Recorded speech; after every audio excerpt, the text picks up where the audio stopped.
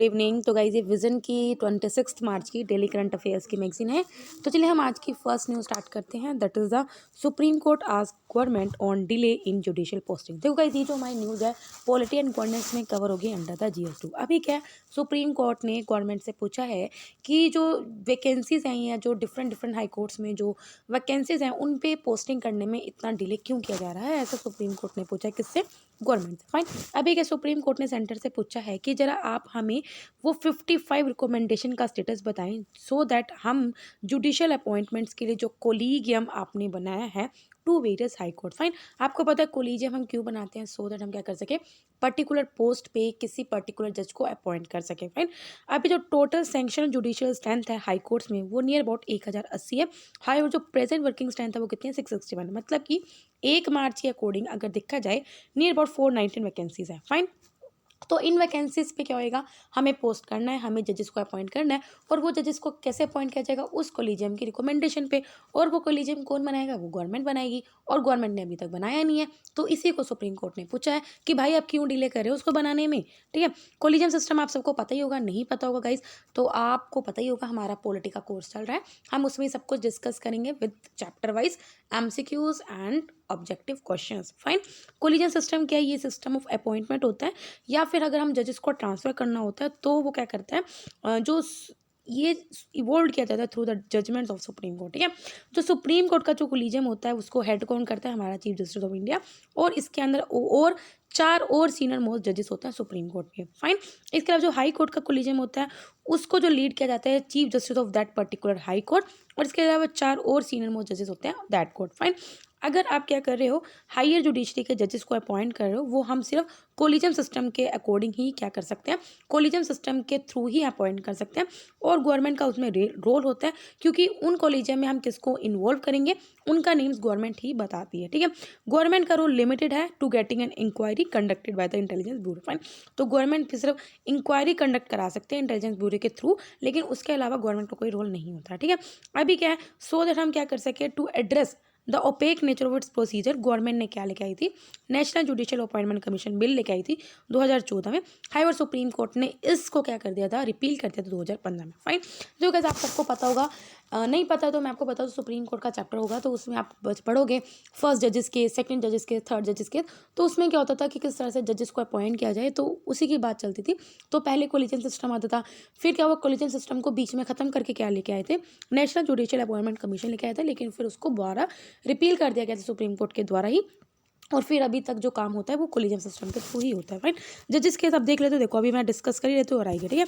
Constitution provide करता है कि जो सुप्रीम कोर्ट के जो जजेस होते हैं या फिर जो हाई कोर्ट के जजेस होते हैं उनको अपॉइंट किसके द्वारा किया जाता है? प्रेसिडेंट के द्वारा, after consultation with the judiciary as per under article 124 and 271। तो अंडर आर्टिकल 124 आप सुप्रीम कोर्ट के जजेस को अपॉइंट करते हो और अंडर आर्टिकल 271 आप हाई कोर्ट के जजेस को अपॉइंट करते हो।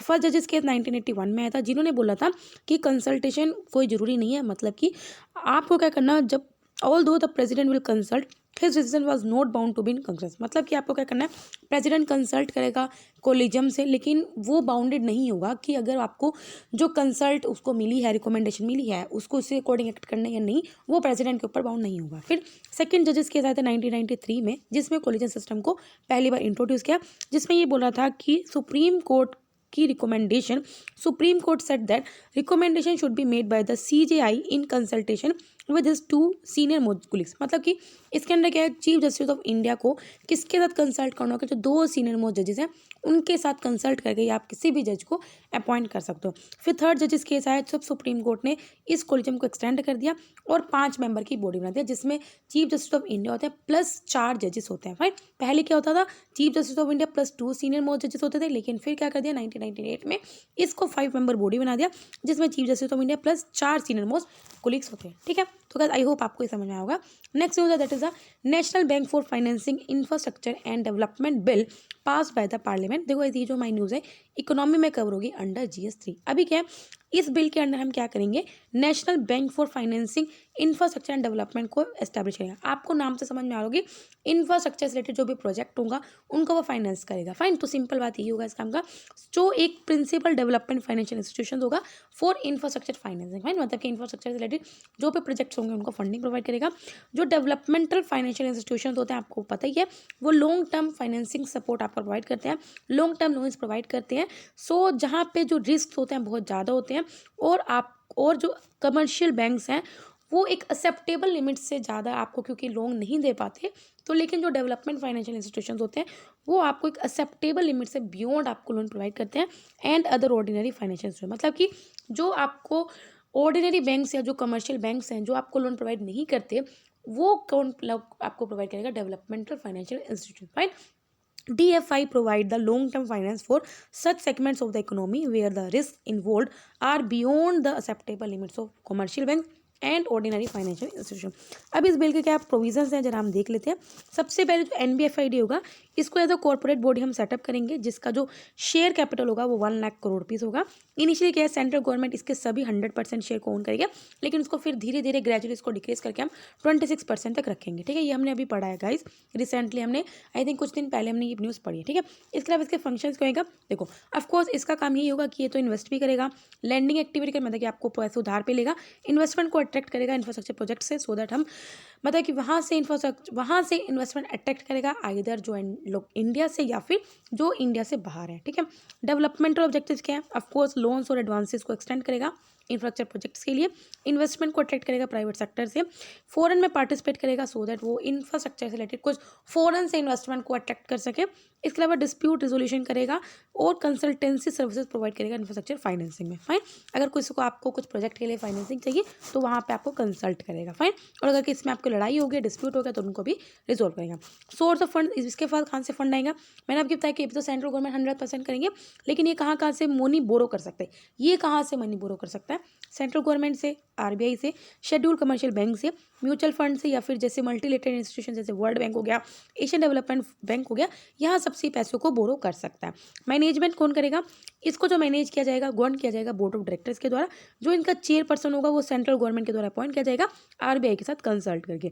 इसके अलावा सेंट्रल गवर्नमेंट क्या करेगी, एक बॉडी को कॉन्स्टिट्यूट करेगी जो रिकमेंड करेगी कि जो इससे हायर पोस्ट होंगे, चेयरपर्सन जो हायर पोस्ट होंगे, जैसे मैनेजिंग डायरेक्टर या फिर डिप्टी मैनेजिंग डायरेक्टर की पोस्ट पे कौन से कैंडिडेट्स आए जाए, तो वो क्या करेगी, सेंट्रल गवर्नमेंट उसके लिए एक बॉडी कॉन्स्टिट्यूट करेगी जो इन सब पोस्ट के लिए एक पर जो कैंडिडेट्स होंगे उनको क्या करेगी, रिकमेंड करेगी। फाइन, इसके अलावा सेंट्रल गवर्नमेंट किस तरह से सपोर्ट करेगी, सेंट्रल गवर्नमेंट अभी क्या है 5,000 करोड़ पे की ग्रांट प्रोवाइड करेगी, ऑल्सो एक कंसेशनल रोड पे अप टू 0.1% की गारंटी पे, जिसमें क्या है, अगर आप मल्टीलेटरल इंस्टीट्यूशन से बोरो करते हो, सोवरेन वेल्थ फंड एक्सेट्रा ये सब प्रोवाइड करेगी। ठीक है, prior sanction for investigation prosecution, अभी क्या है, कोई भी इन्वेस्टिगेशन इनिशिएट नहीं होगी against any employees of this institution without prior sanction of central, मतलब कि जब तक सेंट्रल गवर्नमेंट खुद सैंक्शन ना कर दे कि इस पर्टिकुलर एम्प्लॉय के अगेंस्ट इन्वेस्टिगेशन करनी चाहिए, तब तक इन्वेस्टिगेशन नहीं होगी। इन केस अगर चेयरपर्सन, कोई भी डायरेक्टर या कोई भी मैनेजिंग डायरेक्टर या फिर कोई भी अदर एम्प्लॉइज़ को अगर आपको ऐसा लगता है कि वो गिल्टी है, राइट। इसके अलावा और कौन डेवलपमेंट फाइनेंशियल इंस्टीट्यूशन है, RBI क्या करती है कि RBI लाइसेंस ग्रांट कर सकती है for other development finance institution, किसके साथ कंसल्ट करके, सेंट्रल गवर्नमेंट के साथ कंसल्ट करके। फाइन, तो गाइस आई होप आपको समझ में होगा। नेक्स्ट न्यूज स्टार्ट करते हैं। आर्मीज process of granting women permanent commission arbitrary rules supreme court. Fine, तो गाइस अभी क्या आर्मी के क्या प्रोसेस है सो दैट हम वुमेन परमानेंट कमीशन को एस्टेब्लिश कर सके, ग्रांट कर सकें आर्बिट्रेरी रूल सुप्रीम कोर्ट। ठीक है, अभी क्या सुप्रीम कोर्ट ने बोला है कि जो आर्मीज की सिलेक्टिव एनुअल कॉन्फिडेंशियल रिपोर्ट होती है, evaluation and let implementation of medical fitness criteria discriminate against women officer, मतलब कि सुप्रीम कोर्ट ने बोला है जैसे आर्मी में आपको जब अगर आपको आर्मी में भर्ती होना है तो आपकी एनुअल कॉन्फिडेंशियल रिपोर्ट की इवैल्यूएशन होती है और साथ में क्या आपका मेडिकल फिटनेस क्राइटेरिया होता है। कहते हैं ये कुछ क्राइटेरिया जो कहीं ना कहीं वुमेन ऑफिसर्स के अगेंस्ट क्या डिस्क्रिमिनेटरी हो रहा है। ठीक है, पटिशनर ने क्या किया है, इस चैलेंज किया है rejection of their application seeking permanent commission by contending that army applied an arbitrary threshold for medical fitness and did not consider that एक second guys and did not consider एक second yes तो कहते हम क्या बात कर रहे हैं, देखो सुप्रीम कोर्ट ने क्या किया है कि ये सब बोला है कि जो आर्मी की जो एनुअल कॉन्फिडेंशियल रिपोर्ट है उसका इवेल्यूशन किया है, और साथ में क्या किया है जो मेडिकल फिटनेस क्राइटेरिया को जो लेट इंप्लीमेंट किया है वो कहीं ना कहीं वुमेन ऑफिसर्स के अगेंस्ट डिस्क्रिमिनेट हो रहा है। ठीक है, अभी क्या है, किसी ने बोला था कि हमें क्या करना चाहिए, परमानेंट कमीशन एस्टेब्लिश करना चाहिए, लेकिन क्या किया, इसको रिजेक्ट कर दिया गया। तो पिटिशनर ने इस रिजेक्शन को चैलेंज किया कि ऐसा क्यों किया, रिजेक्ट क्यों किया है, ये बोल के कि आर्मी क्या कर रही है, जबरदस्ती मनमानी तरीके से क्या कर रही है, मेडिकल फिटनेस को थ्रेशोल्ड कर रही है। मतलब कि जो उनकी जो एनुअल कॉन्फिडेंशियल रिपोर्ट है उसको कंसीडर नहीं करी बियॉन्ड 5th और 10th ईयर ऑफ, मतलब कि जो वुमेन को आर्मी में 5 साल हो गए, 10 साल हो गए, तो उनके लिए क्या है, उनके लिए क्या कर रही है, उनकी एनुअल जो कॉन्फिडेंशियल रिपोर्ट है उसको कंसीडर नहीं कर रही है और वो उनसे मेडिकल फिटनेस क्राइटेरिया पे इंप्लीमेंट कर रही है। ठीक है, अगर हम फरवरी 2021 के अकॉर्डिंग देखें तो वुमेन का जो परसेंटेज है आर्मी में वो 0.5% है, एयरफोर्स में 1.08% है और नेवी में है 6.5%। फरवरी 2020 में क्या है, सुप्रीम कोर्ट ने बबीता पुनिया केस में बोला था कि जो वुमेन ऑफिसर्स है आर्मी में वो क्या कर सकते हैं, परमानेंट कमीशन को ग्रांट कर सकते हैं, और गवर्नमेंट का जो stand of their physiological limitation as being based on sex stereotype as under discrimination against the, मतलब कि आपको पता है यार कि विद एज क्या होता है, मतलब कि वुमेन क्या होती है, मतलब कि थोड़ा कमज़ोर होती है, तो इसलिए क्या है मेडिकल फिटनेस क्राइटेरिया की बात मांगी गई है। तो ये बोला था कि सुप्रीम कोर्ट ने बोला कि वुमेन ऑफिसर आर्मी में वो परमानेंट कमीशन ग्रांट कर सकते हैं, rejecting government strength of their physiological limitation, मतलब कि जो आपकी फिजिकल जो स्ट्रेंथ है वो कहीं ना कहीं कम हो जाती है एज बिंग बेस्ड ऑन, और स्पेशली आप जब जेंडर स्पेसिफिक देखते हो फाइन, तो ये कहीं ना कहीं क्या है, जेंडर डिस्क्रिमिनेशन अगेंस्ट वुमेन। ठीक है, ऑल्सो सुप्रीम कोर्ट ने कुछ और डायरेक्शन भी इशू किए हैं कि जो भी वुमेन ऑफिसर जो भी सर्व कर रही हैं शोर्ट सर्विस कमीशन पे एसएससी में, उनको परमानेंट कमीशन कंसीडर किया जाएगा irrespective of the tenure of, इसके अलावा जो परमानेंट कमीशन है वो आपको सर्विस टेन्योर ऑफर करेगा, और पोस्ट रिटायरमेंट जो रिलेटेड बेनिफिट्स हैं ओवर एसएससी वो भी आपको प्रोवाइड करेगा। इसके अलावा वुमेन्स एलिजिबल हैं कि वो कंसीडर कर सकती हैं for grant of permanent commission command position, and non eligibility वो command post will be consider on case to case. ठीक है, और अगर किसी को नहीं मिला वो डिपेंड करता है केस टू केस में। इसके अलावा जो भी अपॉइंटमेंट्स की टर्म होगी वुमेन ऑफिसर की वो सेम होगी जैसी मेल की है। फाइन, तो यही इस न्यूज़ में था। नेक्स्ट न्यूज़ में पढ़ते हैं हम अपनी, India launches auctions for second tranche of commercial coal mining. देखो अगेन ये जो न्यूज़ एनवायरनमेंट पे कवर होगा, अभी क्या अपकमिंग ऑक्शन आने वाला है जिसमें 67 कोल बॉक्स को क्या जाएगा, ऑक्शन किया जाएगा, ऑफर किया जाएगा under the MMDR act 1957, that is the mines and minerals development and regulation act 1957 और coal mine special provision act 2015 के अंडर। इससे पहले गवर्नमेंट ने इंट्रोड्यूस किया था मिनरल लॉज अमेंडमेंट 2020, जिसमें हम बात कर रहे थे कि हम MMDR एक्ट और कोल माइंस एक्ट को अमेंड करेंगे, अंडर भी क्या हम कर सकते हैं, कमर्शियली ऑक्शन प्रोसेस को लॉन्च करेंगे। ठीक है, MMDR क्या करता है आपको पता है, हमने काफ़ी बार पढ़ा है, ये जो एक्ट है ओवरऑल माइनिंग सेक्टर को रेगुलेट करता है। इसके अलावा जो कोल माइनिंग एक्ट है वो प्रोवाइड करता है किस तरह से हम जो माइंस हैं उनको ऑक्शन कर सकते हैं, नीलामी कर सकते हैं, या एलोकेट करते हैं जिनकी एलोकेशन कैंसिल की गई है किसके द्वारा, सुप्रीम कोर्ट के द्वारा 2014 में। देखो कुछ जो कोल ब्लॉक्स है उनकी माइनिंग को या उनकी एलोकेशन को सुप्रीम कोर्ट ने कैंसिल कर दिया 2014 में। तो जो कोल माइनिंग एक्ट है वो क्या करता है, उन माइंस को एलोकेट करता है और ऑक्शन करता है। ठीक है, इस एक्ट से पहले क्या था, कोल माइंस को कभी भी आप बिडिंग के थ्रू नहीं दे, मतलब कि कोल माइंस की कभी भी सेल एंड परचेस नहीं होता था। फाइन, कंपनीज क्या करती थी, वो खुद कोल ब्लॉक्स के लिए अप्लाई करती थी और फिर उनको राइट्स दिए जाते थे एक बार, मतलब कि अगर मुझे चाहिए तो मैं अप्लाई कर दूंगी, फिर एक कमेटी होगी, इंटरमिनिस्ट्रियल कमेटी होगी, वो इन्वेस्टिगेट करेगी पूरा अच्छे से, अगर उसको सही लगता है तो फिर वो मुझे राइट प्रोवाइड कर देगी। ठीक है, कमर्शियल कोल माइनिंग में क्या होता है, कमर्शियल कोल माइनिंग की हम क्यों बात कर रहे हैं, क्यों हम एलोकेट कर रहे हैं माइन ब्लॉक्स को कोल माइनिंग के लिए, इसलिए कर रहे हैं क्योंकि इससे हमारी कोल प्रोडक्शन इंक्रीज होगी, हमारा इंपोर्ट पे जो डिपेंडेंस है वो रिड्यूस होगा, एफिशिएंसी इंप्रूव होगी और फॉरेन इन्वेस्टमेंट भी हम अट्रैक्ट करेंगे। कमर्शियल माइनिंग में क्या होता है, हम प्राइवेट सेक्टर को अलाउ करते हैं कि आप क्या कर सको, आप कोयल को माइन करो कमर्शियल यूज़ के लिए विदाउट प्लेसिंग एनी एंड, मतलब बिना रिस्ट्रिक्शन के आप क्या कर सकते हो, कोल को माइन कर सकते हो और उसको यूज़ कर सकते हो। मतलब इसमें क्या, जो प्राइवेट कंपनीज हैं वो अपने प्लांट्स के लिए भी यूज़ कर सकते हैं और उनको मार्केट में भी बेच सकते हैं। फाइन, तो ये आपको पता होना चाहिए। फाइन, इसके बाद गवर्नमेंट के भी क्या करिए, अभी रोलिंग ऑक्शन मैकेनिज्म को अडॉप्ट करने की बात करिए, सो दैट हम क्या कर सके, फ्यूचर में जो कोल ऑक्शन है उनको कंडक्ट करा सके। इस रोलिंग ऑक्शन के अंदर क्या होगा, पूल ऑफ कोल ब्लॉक्स को will remains always available for, मतलब कि इसके अंदर क्या होगा, जिसको भी जब क्या जरूरत है वो क्या कर सकता है, या कोल ब्लॉक्स को मतलब कि एक तरह से सेट ऑफ, मतलब कि कोल ब्लॉक्स मतलब नंबर ऑफ कोल ब्लॉक्स को अपने पास रखेंगे, सो दैट अगर कभी भी हम उसको एवरी टाइम अवेलेबल करा सके फॉर ऑक्शन के लिए। Fine, next India's first inter state tiger translocation project phase. Fine, again guys ये जो न्यूज़ एनवायरनमेंट में कवर होगी। ठीक है, रिसेंटली क्या है, एक टाइगर्स को शिफ्टेड किया गया था as a part of India's first inter state translocation project in 2000, मतलब कि हमने सोचा था एक टाइग्रेस है उसको एक स्टेट से दूसरे स्टेट में ट्रांसलोकेट करेंगे 2018 में, मतलब कि मध्य प्रदेश से उस टाइग्रेस को हम लोकेट करेंगे उड़ीसा में, ठीक है। लेकिन वो अभी क्या वापस अपने होम आ गए, वापस मध्य प्रदेश आ गया। इस प्रोजेक्ट के अंदर हमने क्या जो 2 बिग कैट दैट इज एक मेल महावीर उसको कान्हा टाइगर रिजर्व से और फीमेल सुंदरी उसको बंधवगढ़ टाइगर रिजर्व जो दोनों के दोनों मध्य प्रदेश है, उसको हमने रीलोकेट कराया था कहाँ पे, सतकोसी टाइगर रिजर्व जो कि उड़ीसा में थे। रीलोकेशन का एम क्या था, 2 पर्पस हमारे 2 ऑब्जेक्टिव थे, सो दैट हम क्या कर सके जो इन एरियाज में जो उड़ीसा में जो टाइगर पॉपुलेशन रिड्यूस हो रही थी उसको हम दोबारा इंक्रीज कर सकें। इसका एम यही था, reducing tiger population in areas with excess tiger to majorly reduce territorial dispute, मतलब कि कहीं एरियाज ऐसे हैं जहाँ पे टाइगर की पॉपुलेशन ज़्यादा है तो उनको रिड्यूस कर सके क्यों, सो दैट उनके डिस्प्यूट्स ना बढ़े। दूसरा हमारा क्या था, जहाँ पे पॉपुलेशन रिड्यूस हो रही है वहाँ पे हम टाइगर्स की पॉपुलेशन को इंक्रीज कर सके ड्यू टू द वेरिएबल। तो ये हमारे 2 ऑब्जेक्टिव थे, ठीक है। अब इस प्रोजेक्ट के साथ क्या इशू है कि वापस उसको अपने घर आना पड़ा, उस टाइगर्स को वापस में मध्य प्रदेश में आना पड़ा। इशू ये गया, जैसे टाइगर अराइव हुए तो उसमें क्या है, विलेजेस ने काफ़ी प्रोटेस्ट किए जो उस रिजर्व में रहते थे। इसके अलावा क्या है, लैक ऑफ कॉन्फिडेंस है, ट्रस्ट बिल्डिंग मेजर्स हैं, मतलब कि आपने ट्रांसलोकेट तो कर दिया लेकिन फॉरेस्ट डिपार्टमेंट और जो विलेजर्स के बीच में जो ट्रस्ट की कमी है, जो कॉन्फिडेंस की कमी है, उसकी एक बड़ा इशू है। इसके अलावा क्या है, देखो उड़ीसा में क्या है, जो टाइगर्स को अपना प्रे नहीं मिला, मतलब कि एक उनको शिकार चाहिए, ऑफ कोर्स यार उनको भी रहना है, खाना है, तो अगर उनको प्रे नहीं मिलेगा ह्यूमन डोमिनेटेड एरिया में तो उसकी वजह से क्या ह्यूमन एनिमल कन्फ्लिक्ट आएगा। इसके अलावा मेल टाइगर्स की काफ़ी डेथ हो रही है ड्यू टू पोचिंग। अब बताओ अगर मेल टाइगर्स की डेथ होगी पोचिंग की वजह से तो फिर वो रिप्रोड्यूस कैसे करेंगे, फाइन, तो उनकी पॉपुलेशन कैसे बढ़ेगी, ठीक है। इसके अलावा ट्रांसलोकेशन को हमने जो किया है वो हसल में किया, मतलब जल्दी जल्दी कर दिया। एंड फील्ड 7 टाइगर जो रिजर्व मैनेजमेंट है वो प्रिपेयर्ड भी नहीं था, ठीक है। तो अगर ये कुछ इश्यूज है जिसकी वजह से जो ये प्रोजेक्ट है फेल हुआ और वापस में जो मध्य प्रदेश में जो हमने टाइगर्स को रीलोकेट किया था मध्य प्रदेश से उड़ीसा, वो वापस मध्य प्रदेश आ गया, फाइन। अब हम बढ़ते हैं छोटी छोटी न्यूज़ पे, that is a constitution schedule caste order amendment bill 2021। अभी क्या इस बिल ने अमेंड किया कॉन्स्टिट्यूशन शेड्यूल कास्ट ऑर्डर 1950 को और इसको पार्लियामेंट में पास किया गया। कॉन्स्टिट्यूशन ने प्रेसिडेंट को पावर दी है कि वो किसी वेरियस पर्टिकुलर स्टेट में या यूनियन टेरिटरीज में शेड्यूल कास्ट को स्पेसिफाई कर सकती है। इसके अलावा पार्लियामेंट को परमिशन दी है कि वो नोटिफाइड जो एससीज की जो लिस्ट है उसको मॉडिफाई भी कर सकती है। इसके अलावा अभी क्या तमिलनाडु में जो एससीज की जो लिस्ट है उसको मॉडिफाई किया गया। बिल ने रिप्लेस कर दिया है जो एंट्री थी फॉर देवेंद्र कुल कम्युनिटी फ्रॉम विद देवेंद्र कुल विलारा विच इंक्लूड्स, देखो आई पढ़ लेना, कलाड़ी कुंदुम्बम पलन पन्नड़ी में, ठीक है। इससे पहले के इन कम्युनिटीज को सेपरेटली लिस्टेड किया गया था, फाइन। नेक्स्ट है ministry of corporate affairs amends companies accounts rules under the companies act, ठीक है।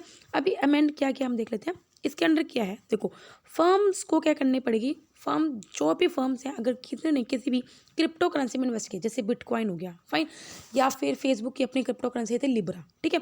अगर किसी कंपनी ने किसी क्रिप्टो करेंसी में इन्वेस्ट कर रखा है तो अब उन फर्म्स को वो इन्फॉर्मेशन में डिस्क्लोज करनी पड़ेगी, या फिर जो फर्म्स कॉर्पोरेट सीएसआर पे कितना स्पेंड करती हैं वो सब इन्फॉर्मेशन डिस्क्लोज करनी पड़ेगी, और बेनाम property distraction in their financial, ये सब उनको डिस्क्लोज करना पड़ेगा, ठीक है।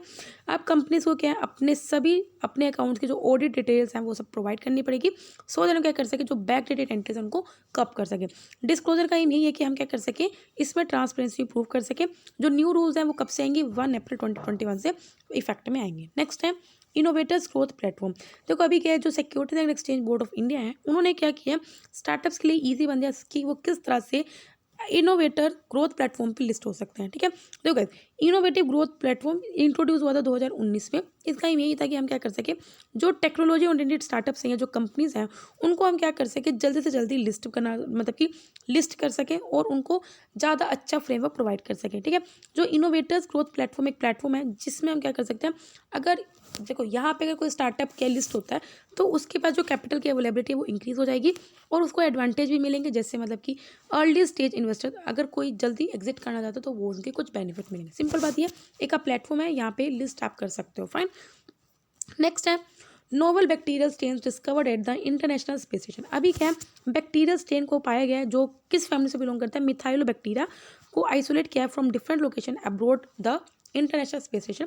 न्यू बैक्टीरिया में कुछ जीन्स हैं जो नाइट्रोजन को फिक्स कर सकते हैं या डिजोल्व फॉस्फेट और एसिमिलेट पोटेशियम को क्या कर सकते हैं फिक्स करते हैं, जो कि काफ़ी 3 जो ऐसे न्यूट्रिएंट्स हैं जो प्लांट्स के लिए काफ़ी इंपॉर्टेंट है सो दैट वो अर्थ और स्पेस पे अगर ग्रो सके। जो न्यू बैक्टीरियल स्पीसीज हैं वो फाउंड किए गए हैं सो दैट हम प्लांट्स को जो स्ट्रेस है वो बर्स्ट कर सकते हैं under going zero gravity in space, ठीक है। इस डिस्कवरी से हम क्या कर सकते हैं, स्पेस पे कैसे एग्रीकल्चर है उसको हम मतलब हेल्प कर सकते हैं।